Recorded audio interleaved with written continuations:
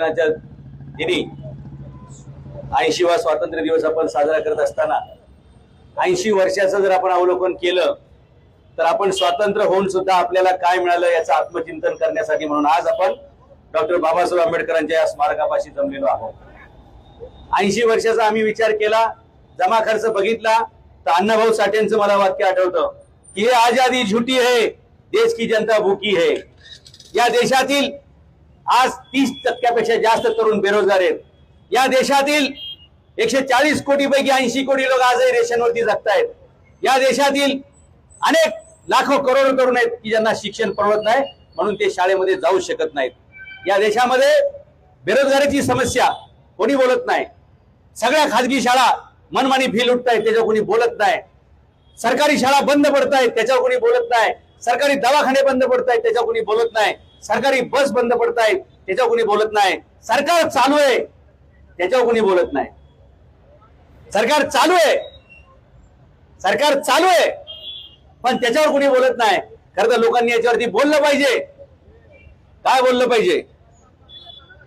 बोललं की अंगावर गुन्हे दाखल करतात। या तुम्ही इकडे येऊ शकता, इथं उभं राहू शकता। येऊ द्या, या बेरोजगारीसाठीच आपला कार्यक्रम आहे आजचा। या इथे या। काय त्याच्यावर काय लिहिलंय? लाईट हाऊस कौशल्य पीसीएमसीच आहे का? ते बॅनर बाजूला घे आणि तुम्ही उभे राहा। नाही काय व्हायचं, लोकांना वाटायचं आम्ही तुमच्याकडून जाहिरातीचे पैसे घेतले। काय गैरसमज झाला। तुम्ही बाकी उभे राहा, बॅनर राहू दे।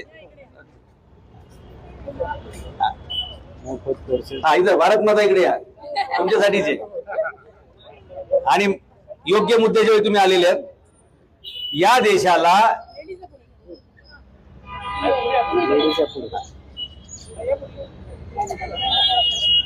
देशाला स्वतंत्र होऊन 80 वर्ष झाली असं फक्त आपण म्हणतोय। आताच माझी वरून एक समोरून एक मेट्रो गेली। अशा प्रकारची मेट्रो मी रशियात बघितल्यात। भूगर्भातून 5 लेअरच्या मेट्रो मी बघितल्यात, एका खाली एक 5। तशाच मेट्रो मी सिंगापूरमध्ये बघितल्यात, 5 प्रकारच्या वेगवेगळ्या अख्ख्या शहराला कनेक्ट करणाऱ्या आणि एका तासात देशाच्या या कोपऱ्यापासून ते त्या कोपऱ्यापर्यंत जाणाऱ्या मी मेट्रो बघितलेल्या आहेत। मी बघितलंय की या देशामध्ये प्रत्येक प्रश्न सोडवायचा म्हणलं की सरकार एकच सांगतं, लोकसंख्या खूप जास्त असल्यामुळे आपल्याकडे ट्रॅफिक होतंय, एवढ्या लोकांना शिक्षण देता येत नाही, रोजगार देता येत नाही, अमुक आहे धमुक आहे। सिंगापूरची लोकसंख्येची घनता आपल्यापेक्षा 8 पट आहे, तरी सुद्धा सिंगापूर त्याची प्रगती 1965 ला सुद्धा झालेला देश, त्यांच्या $1 किंमत आज 70 रुपये आणि आपली किती आहे? जर आपण अमेरिकेच्या तुलनेत गेलो तर आपल्या 100 रुपये हे अमेरिकेच्या $1 मध्ये बसतात। मी जे प्रसंगाचं भान राखून जे सांगितलं होतं की बॅनर बाजूला घ्या, कारण तुम्हाला कळलं असेल, हे अनुभवातून आम्ही सावध झालेलो आहे। अंडा खाय फकीर आता देशामध्ये उलट झालंय। उद्योगधंदा चालवणारे भगवे कपडे घालून संन्यास घ्यायच्या विचारात आहेत आणि ज्यांनी भगवे कपडे घातले त्यांना नको नको म्हणता, पण भरपूर उद्योगधंदा आहे। म्हणजे डोळे उघडले तरी धंदा आहे, झोपेसपर्यंत यांना धंदा आहे। ही आपल्या देशाची परिस्थिती आहे। इतर देशांच्या तुलनेमध्ये आपण कुठे आहोत? देश पुढे न्यायचा असेल तर आम्हाला आमच्या सर्व मुलांना KG to PG मोफत शिक्षण मिळालं पाहिजे। जर आम्हाला देशातील नागरिकांना चांगलं आरोग्य पाहिजे असेल तर इथे प्रत्येकाला मोफत हॉस्पिटल मिळालं पाहिजे। मी अनेक देशांमध्ये बघितलेले की तिथे तुम्हाला शाळा आणि हॉस्पिटल या दोन्ही गोष्टी पूर्णपणे निशुल्क आहेत। आपल्या देशामध्ये शाळा विकत आहे, हॉस्पिटल विकत आहे आणि मरण सुद्धा विकतच आहे। आणि त्याच्यात पण भ्रष्टाचार एवढा आहे की एखाद्याने आत्महत्या करण्यासाठी विषयाची बाटली आणली तर ती सुद्धा डुप्लिकेट निघाल्यामुळे तो मरायचा तर शिल्लक राहिला, उलट त्याच्यावर पोलीस गुन्हा दाखल करतात। आत्महत्येचा प्रयत्न केला म्हणून याच्यावर आणखी एक गुन्हा, म्हणजे आता परत वांदा त्याचा। म्हणजे प्रॉब्लेम कशाचा होता? डुप्लिकेट विषयाचा। ह्या डुप्लिकेट म्हणजे ओरिजिनल विष असावं, जर एखाद्याने आत्महत्या करायचा प्रयत्न केला तर ते भ्रष्टाचार तरी नसावा असं प्रकारचं एक पत्र मी अजित पवारांच्या हातात दिलं। ते वाचल्यानंतर त्यांना घाम आलता आणि आयुक्त होते इथं हर्डीकर, ते तर पार त्यांचा बीपी शूट झाला की ही काय मागणी आहे। म्हणलं बाकीच्या ठिकाणी भ्रष्टाचार चाललाय, किमान विषात तरी करू नका। देशात भ्रष्टाचार चाललाय, विषात तरी करू नका। पण त्यांनी मला सांगितलं की फुटेज टाकू नका, डेंजर फुटेज आहे, म्हणून मी ती टाकली नाही। या देशामध्ये सर्वांना शिक्षण फुकट मिळालं पाहिजे। डॉक्टर बाबासाहेब आंबेडकरांच्या पाठीमागे राजर्षी शाहू महाराज उभे राहिले, साईजाऊ गायकवाड उभे राहिले। त्यामुळे बाबासाहेब आंबेडकरांना त्या काळामध्ये ब्रिटिशांच्या काळामध्ये सुद्धा अत्यंत हालाकीच्या परिस्थितीमध्ये सुद्धा लंडनला शिकायला जाता आलं आणि त्यामुळे त्यांनी उच्च शिक्षण घेतलं आणि इथे येऊन त्यांनी आपली जी काही वेदना असते, संवेदना असते, ती भारतीय राज्यघटनेच्या माध्यमातून मांडली आणि या देशातील सर्वात शेवटच्या उपेक्षित, शोषित, वंचित घटकाला सुद्धा न्याय मिळाला पाहिजे अशा प्रकारचं संविधान लिहिलं. आज ते संविधान मोडीत काढण्याचं काम टप्प्याटप्प्याने काही लोक करतायत. जे बाबासाहेबांनी सांगितलं होतं की सर्वांना मोफत शिक्षण मिळालं पाहिजे, त्या महानगरपालिकेच्या शाळा बंद पाडल्या जातात. प्रायमरी शिक्षण 8वी पर्यंत शिक्षण हे सर्वांना मोफत मिळालं पाहिजे असं बाबासाहेबांचं म्हणणं होतं. कारण एकदा माणूस शिकला की तो गुलाम राहू शकत नाही. शिकलेला माणूस गुलाम होऊ शकत नाही. परंतु आज परिस्थिती अशी आहे की अडाणी लोक स्वातंत्र्याच्या गप्पा बोलतायत, अडाणी लोक स्वातंत्र्यासाठी भांडतायत आणि शिकलेले लोक मात्र मनमुकाटपणे गुलामी करतायत.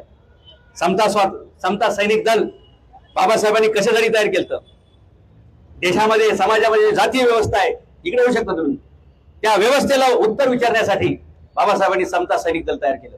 ज्यावेळी आम्ही एका शाळेमध्ये शिकू, एकाच हॉस्पिटलमध्ये जाऊ, एकाच हॉस्पिटलमध्ये उपचार घेऊ, त्यावेळी खऱ्या अर्थानं ती समता आपण म्हणू शकतो. आज या देशामध्ये चातुर्वर्ण्य वेगळ्या पद्धतीचं आहे. जे अतिश्रीमंताची पोरं येतं ते इंटरनॅशनल स्कूलमध्ये शिकतात, त्याच्यानंतरची जी असतील ती नॅशनल स्कूलमध्ये शिकतात, त्याच्या खाली जे असतील ती खाजगी शाळेमध्ये शिकतात आणि एकदम दीन दलित उपेक्षित शोषितांची मुलं फक्त महानगरपालिकेमध्ये शिकतात. हे नवीन प्रकारचा शिक्षणातला एक चातुर्वर्ण्य तयार झालेला आहे. बाबासाहेबांना अपेक्षित नव्हता, शाहू महाराजांना अपेक्षित नव्हता, सयाजीराव गायकवाडांना अपेक्षित नव्हता. ही परिस्थिती बदलण्यासाठी या देशातील सुशिक्षित लोकांसह ग्रामीण भागामध्ये, खेड्यापाड्यामध्ये पसरलेल्या सर्वांनी एकत्र आलं पाहिजे. स्वातंत्र्याच्या दिवशी तुम्ही अशा प्रकारचं आंदोलन करू नका, अशा प्रकारची मला पोलिसांची सूचना होती. पण मी पोलिसांना सांगितलं की याच्यापेक्षा दुसरा दिवस आम्हाला योग्य वाटत नाही, कारण हे नवीन स्वातंत्र्याची लढा आम्हाला सुरू करावा लागेल. ज्या देशामध्ये आम्हाला प्यायला पाणी मिळत नसेल, ज्या देशामध्ये आम्हाला शिक्षण मिळत नसेल, ज्या देशामध्ये आम्हाला आरोग्याच्या व्यवस्था मिळत नसेल, ज्या देशामध्ये महिला सुरक्षित नसतील, त्याला स्वातंत्र्य म्हणणं हा स्वातंत्र्याचा मला अपमान वाटतो. आणि म्हणून आम्हाला स्वातंत्र्याचा अपमानच काय? आमची एखादी महिला भगिनी रात्री 11 वाजता निर्भयपणे एखाद्या रस्त्यावर चालू शकेल? अजिबात शक्य नाहीये. इथे 2-2, 3-3 वर्षाच्या मुलींवरती बलात्कार होत आहेत. 10 वर्ष कोर्टामध्ये ज्या केसेस चालतात, आरोपी म्हातारा होऊन मरून जातो, तरी सुद्धा त्या मुलीला जर न्याय मिळत नसेल, म्हणजे ज्या देशामध्ये शिक्षण नाही, आरोग्य नाही, न्याय नाही, रोजगाराच्या संधी नाही, हे स्वतंत्र म्हणणं हे मला काही योग्य वाटत नाही. स्वातंत्र्य खऱ्या अर्थाने त्या दिवशी, तुम्हाला सांगतो, देश स्वतंत्र झाला त्यावेळी भारताच्या लोकसभेमध्ये जे खासदार होते त्यातले 40% जास्त ग्रॅज्युएट होते. आजच्या आमच्या लोकसभेमध्ये 40% जास्त 10वी कमी शिकलेले लोक आहेत. त्यावेळेचा मतदार अशिक्षित होता, खासदार सगळे सुशिक्षित होते. बाबासाहेब बॅरिस्टर होते, बाबासाहेबांसारखे पंजाबराव देशमुख बॅरिस्टर होते. असे त्यावेळेचे PhD झालेले, डॉक्टरेट झालेले, लॉ झालेले, पदवीधर झालेले, इंजिनियर झालेले लोक त्यावेळी आमदार खासदार असायचे आणि मतदार अशिक्षित होता. आज परिस्थिती पलटली, मतदार सुशिक्षित झालेला आहे आणि निवडून जाणारे कोणी 4थी नापास, कोणी 8वी नापास, कोणावर 5 गुन्हे, कोणावर 10 गुन्हे, याला स्वातंत्र्य म्हणता येईल का? हे स्वातंत्र्याचा मला वाटतं विपर्यास झालेला आहे, ते आपण बदललं पाहिजे. आज हे आपण आंदोलन करतोय ते एकाच गोष्टीसाठी आहे की या देशामध्ये, या शहरामध्ये, या राज्यामध्ये जे बेरोजगार तरुण आहेत त्या प्रत्येक तरुणाला या सरकारने, या महानगरपालिकेनं 50,000 रुपये महिन्याची नोकरी मिळवून द्यावी आणि जर ते शक्य होत नसेल तर प्रत्येकाला 10,000 रुपये बेकार भत्ता दिला पाहिजे. या पिंपरी चिंचवड शहरामध्ये MIDC आहे, याच पिंपरी चिंचवड शहरामध्ये हिंजवडीची IT पार्क पण आहे. हजारो उद्योगिक आहेत, त्यांना कामाला माणसं मिळत नाहीत आणि ते लाखो तरुण आहेत ज्यांच्या हाताला काम नाहीये. राज्य सरकारनं आणि महानगरपालिकेनं एक समन्वय साधायचा आहे. फक्त मी काय अशी जगावेगळी मागणी करत नाही, फक्त समन्वय साधा. हे बेरोजगार तरुण आणि ज्यांना काम पाहिजे ते तरुण आणि महानगरपालिका आणि उद्योगधंदे यांचा समन्वय साधा. हे सगळे उद्योगधंदे महानगरपालिकेला, राज्य शासनाला CSR फंड देतात. CSR फंडाच्या माध्यमातून थोडी गन पावडर, लिपस्टिक लावायचा कार्यक्रम होतो. आम्ही समाजासाठी काहीतरी करतोय असे भावना तयार केले होते. त्याच्यापेक्षा तुम्ही या तरुणांना डायरेक्टली त्या फॅक्टरीमध्ये द्या, उद्योगांमध्ये द्या, त्याला नोकरी द्या. किमान 50,000 रुपये महागाईच्या प्रमाणे किमान 50,000 रुपये त्यांना महिना पगाराची नोकरी मिळवून द्या. आणि जर हे होत नसेल तर या सर्व तरुणांना 10,000 रुपये बेकार भत्ता तुम्ही दिला पाहिजे. आता तुम्ही म्हणताल की हे सगळं तुम्ही बोलताय, हे कसं शक्य करायचं? आपल्या देशामध्ये नेहमी आमच्या तरुणांची तुलना त्यांना काय दाखवलं जातं माहितीये का? पाकिस्तान को मार डालेंगे, पाकिस्तान को कुचल डालेंगे, पाकिस्तानची नांगी मोडून टाकू, पाकिस्तानची नांगी खेचून काढू. किती दिवस आमच्या तरुणांना तुम्ही बांगलादेश आणि पाकिस्तान बरोबर तुलना करणार आहात?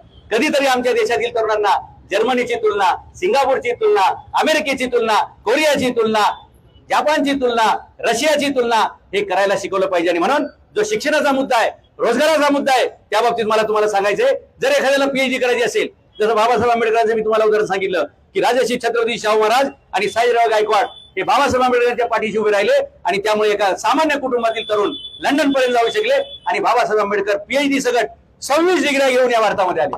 26 डिग्र्या. आता त्यात वाढ झाली.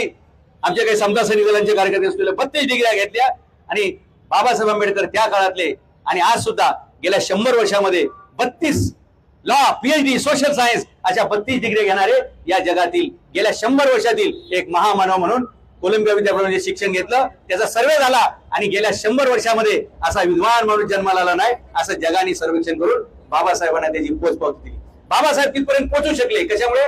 बाबासाहेबांना शिक्षणाची संधी मिळाली, त्यांना स्कॉलरशिप मिळाली, त्यांना मदत मिळाली, राजाश्रय मिळाला. तसं या देशातील गोरगरीब तरुणाला बघा, त्याची जात काही असो, त्याचा धर्म काय असो, त्याची भाषा कोणती असो, त्याचा प्रांत काय असो, प्रत्येक होतकरू तरुणाला संधी मिळाली पाहिजे.